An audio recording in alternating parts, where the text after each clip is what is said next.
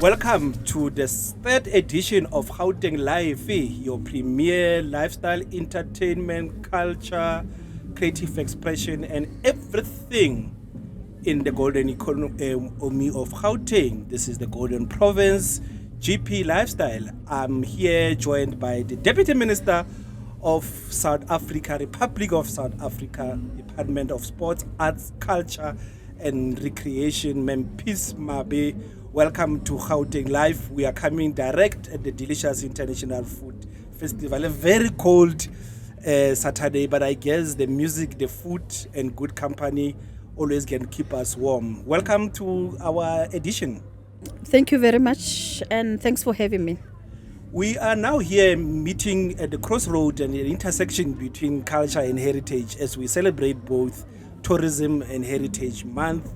Tuesday we will be out in our gears, but I guess this have started already with the first day of spring, with everybody welcoming spring despite the weather today. How important is it for South Africans to actually celebrate and observe our heritage? They always say, as South African, whether humukiti ra opela, whether humasu ra opela, we have food. We are always loud and loud people. Arts and culture is the belly of the society. Without our arts, without our culture, without our heritage, we are nothing.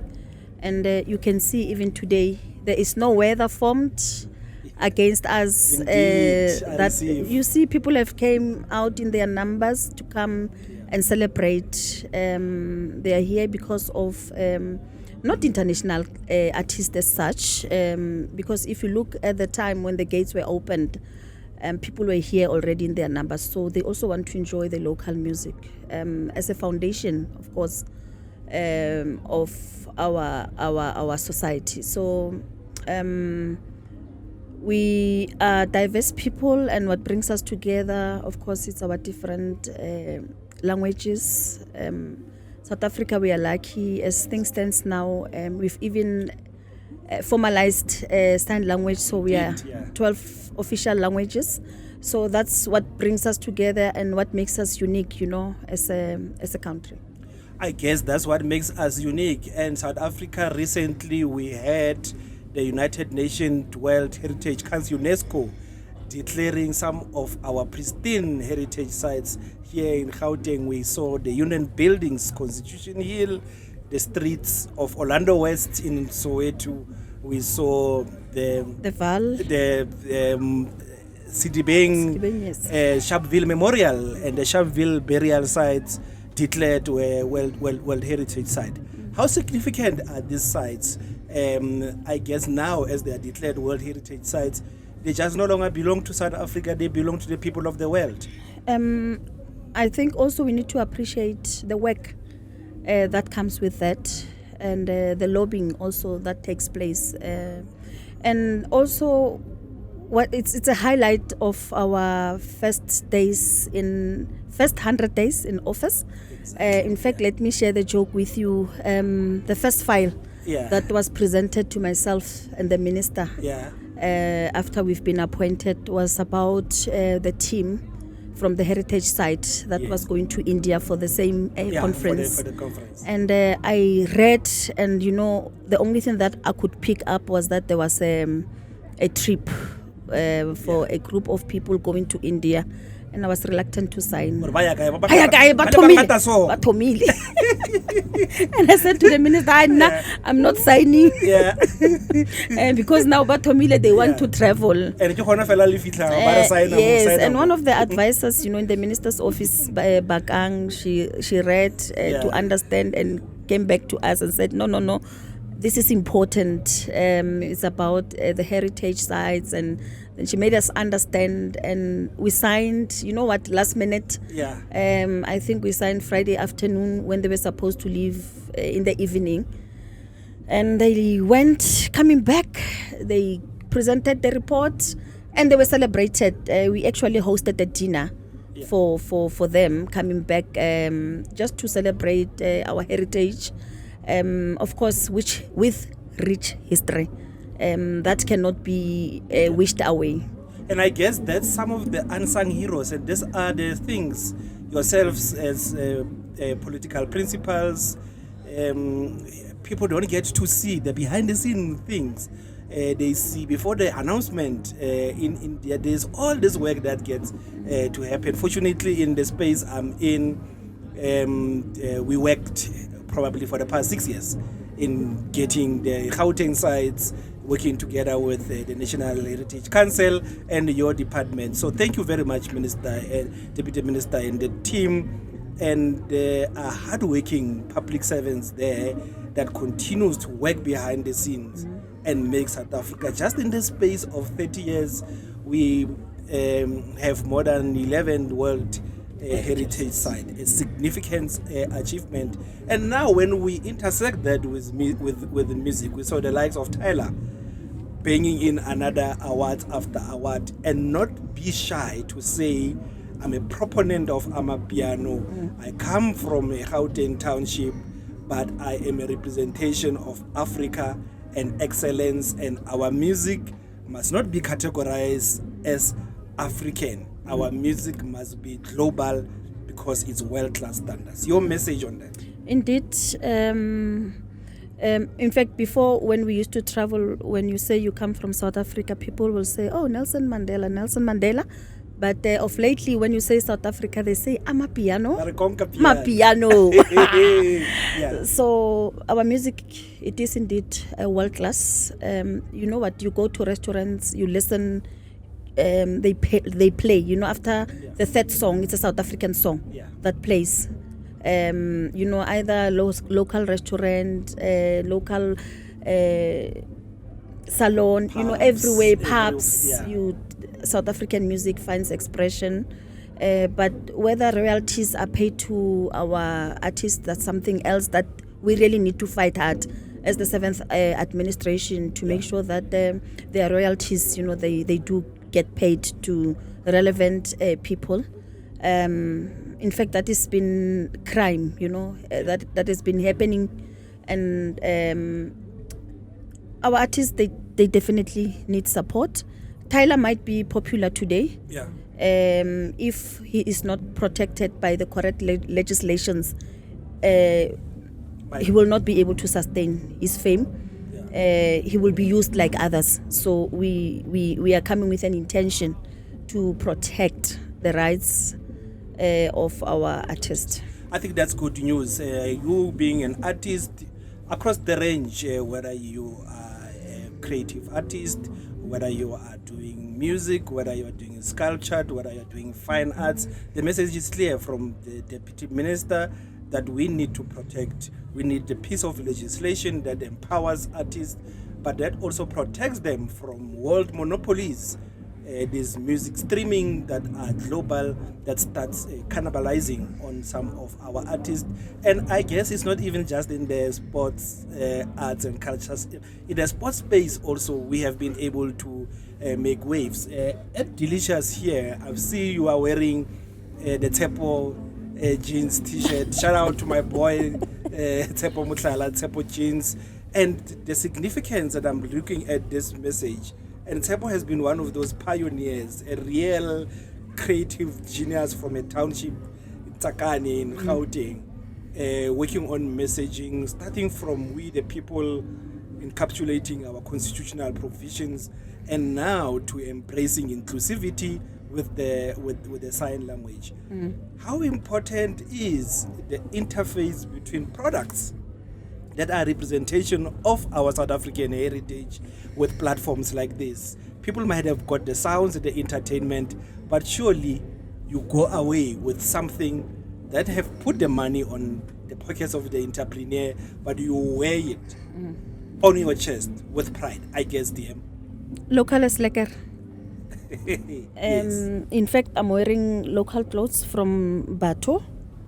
Tepo, Bato, and The Pumza there. So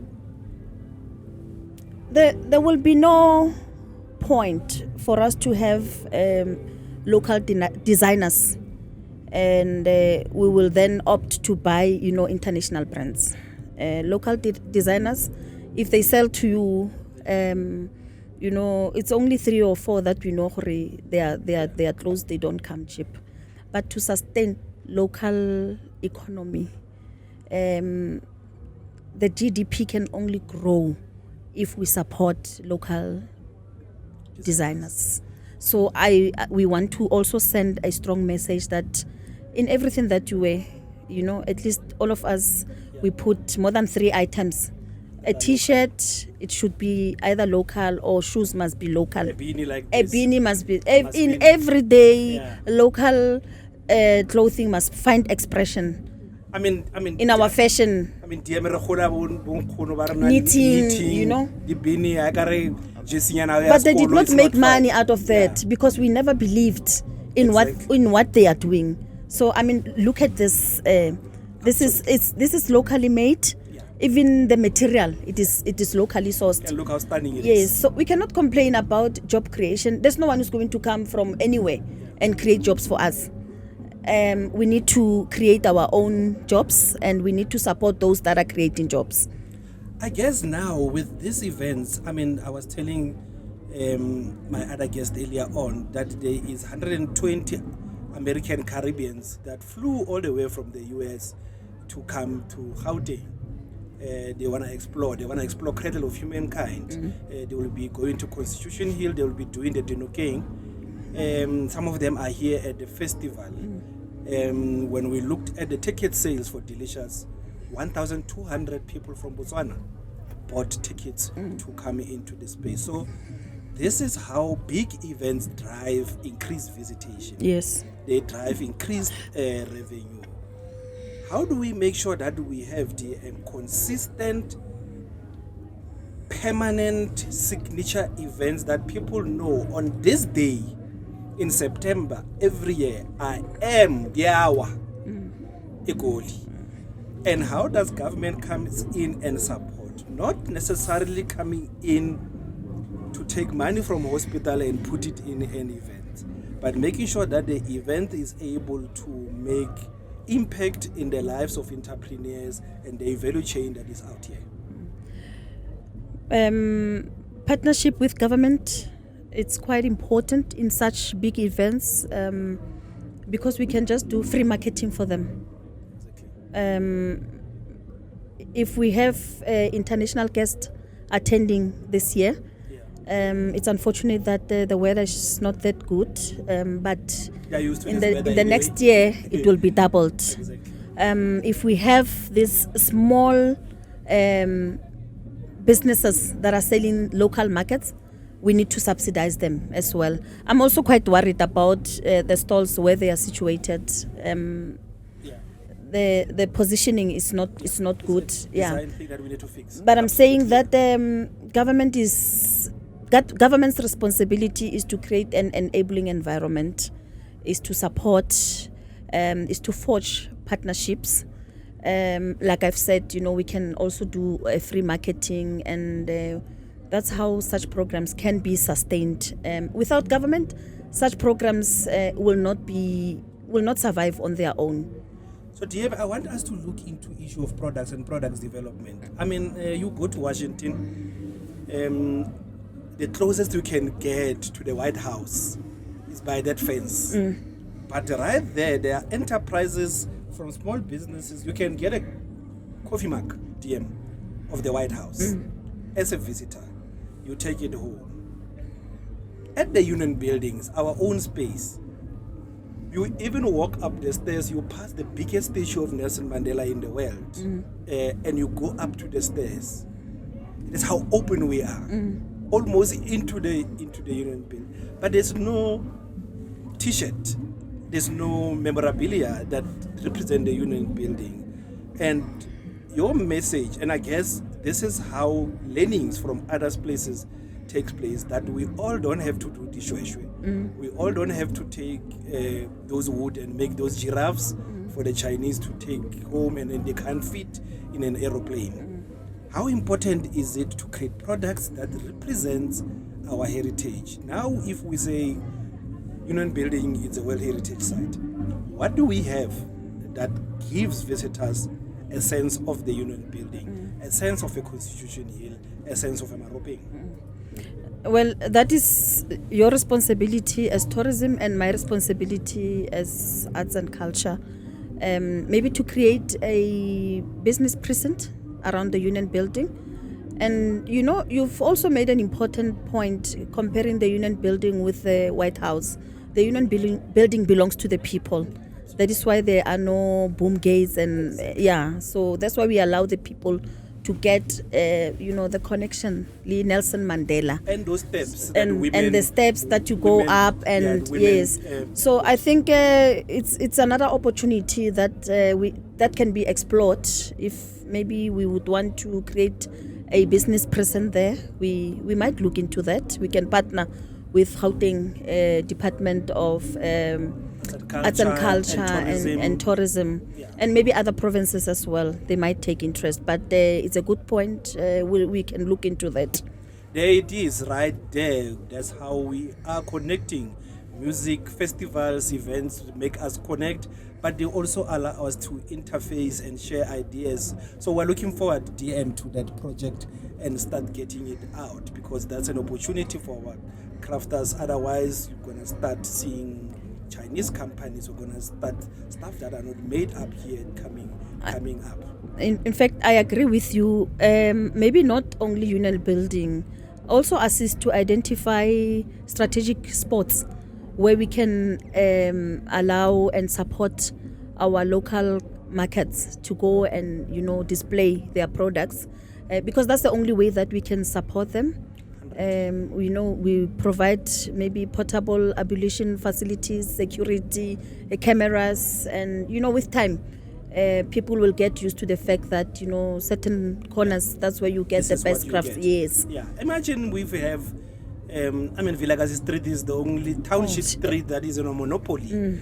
Two Nobel laureates waking up, saying hi to each other. You can imagine a Vilakazi Street on a T-shirt, but a T-shirt that is coming from a material produced in South locally, Africa, from a designer from Deep Kloof. For me, that's the storytelling and getting everybody to go with it, getting the locals to appreciate that this T-shirt is a representation of their story, and this is what puts bread on the table.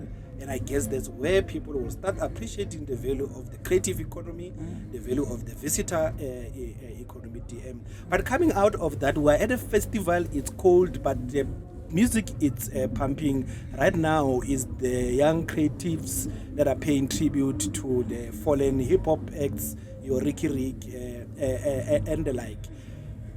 Who are you looking forward to see? I know today... I'm listening to Mandoza and Kalangata. You see, I'm even nodding to it. Yeah, but there's also international acts. The festival organizers had to enjoy West Nightmare. Any organizer could enjoy having bereavement with one of their lead acts, but they did what I call almost a miracle to secure international act, and the plan is for us to also bring our international act, because I always say in the US it's not the only international. So when they leave the US, which is their local, and they come to our space, this is the international space. So the US local acts are coming to see the South African international acts. And that's how it's supposed to be. I like that. To be done, because who says our space is local and theirs is international. When they cross the sea, they go over the sea and they come to us. So I've learned something. Yeah. So now when we get to the acts, it's Pastor Rhymes and Jason Derulo. I guess you will be rapping with Pastor. Am I correct? No. Definitely no. Let's leave it right there. Let's leave it right there. We might be exposing. Well, with Janet Jackson, I would have tried.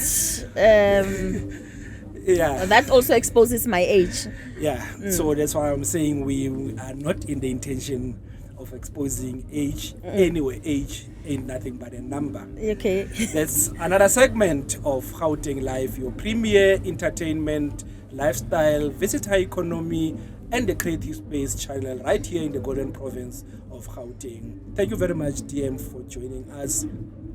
Thank you very much for inviting me. And the night is still very young, but I can see now the sound. It's pumping. It's pumping. So let's go have fun. No, but let's go and have fun. That's another edition of Gauteng Live, like I've said, coming live from the DStv Festival. Let's now move into our another segment. For now, second round. Hey, tada.